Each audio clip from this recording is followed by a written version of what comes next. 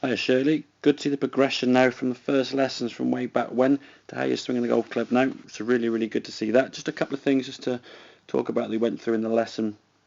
First of all, about trying to obviously get more consistency now. We're trying to reduce the variables in that golf swing. Now on the left hand side, if we look at this setup for me, just a little bit too far from the golf ball. Your arm and the club there almost in a straight line, and just a little bit too much gap there between your legs and your hands. As a result of that now, you're almost fully stretched to try and reach the golf ball. That's going to cause two problems. One, it's going to reduce the strength you have in your swing. Your arms now reaching out is going to make the club feel a bit heavier, and you're not going to make as much club head speed from that position. Secondly, as well, now you're going to be forced to sort of drop into the golf ball to try and reach the golf ball to make a good strike, and that's obviously going to create some inconsistencies. If you time it well, as we said in the lesson, I think after about 6 or 7 shots on the range, you hit the ball okay, but as we know on the golf course, it's got to be the first shot more often than not. We can't rely on having 6 or 7 shots until we get a good one. So if we can get ourselves, you can see now, a little bit closer. I think as you said in the lesson, you felt you were really close, as we can see here now. Just a nice distance from the golf ball there, nice and comfortable. Letting your arms hang down from the shoulders, taking away a lot of tension now there up in the top of your shoulder blades.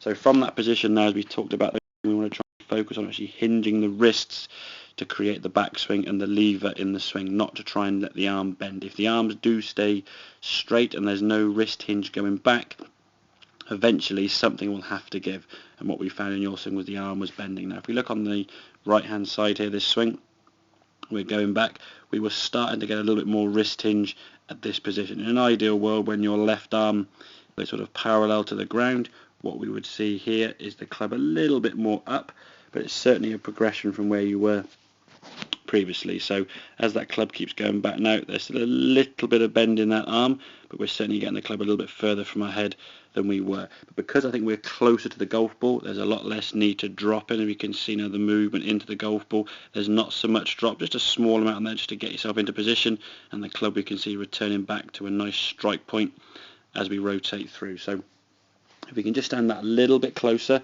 again the use of mirrors on the range there will certainly help just to make sure you feel comfortable, and the mirror will tell you whether you're not too close. As you said before, you felt like you were, but the mirror told you otherwise. Just get yourself a little bit close, as we said, your arms are hanging down nicely from the shoulders, and then we can just focus on hinging the wrist. That's also going to give you more power by utilising one of the power sources in the backswing. So hope that all makes sense. Any questions, obviously give me a shout, and I will see you soon.